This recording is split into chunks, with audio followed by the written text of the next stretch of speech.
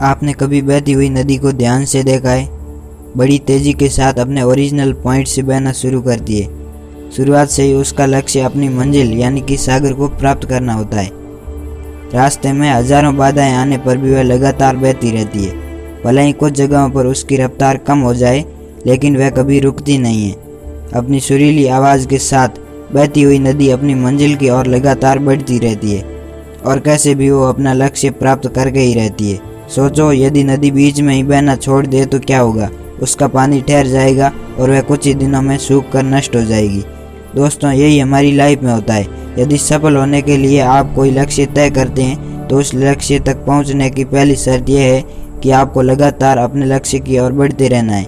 यदि कहीं रुके तो असफलता निश्चित है।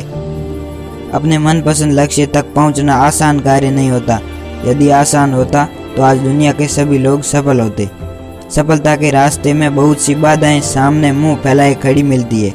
यह बाधाएं हमें रोकने की पूरी कोशिश करती है। जो लोग मन से कमज़ोर होते हैं, जिनका कॉन्फिडेंस लेवल बहुत कम होता है, वह इन परेशानियों के आगे झुक जाते हैं और असफलता को स्वीकार कर लेते हैं और बाद में वे अपने भाग्य को कोसते रहते हैं। लेकिन आप जैसे वीर लोग इन परेशानियों का सीना तान कर सामना करते हैं। भले ही टारगेट तक पहुंचने की स्पीड में कुछ समय के लिए कमी आ जाए, लेकिन रुकते कभी नहीं हैं। और जो रुकते नहीं हैं, उन्हें अपनी मंजिल तक पहुंचने से कोई नहीं रोक सकता।